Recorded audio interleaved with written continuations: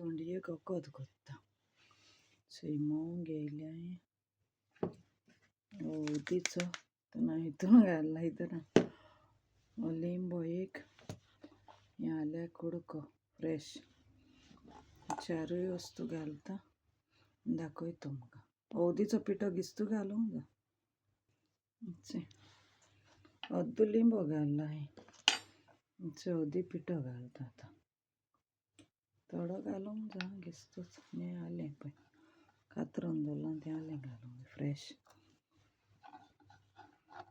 आले घालले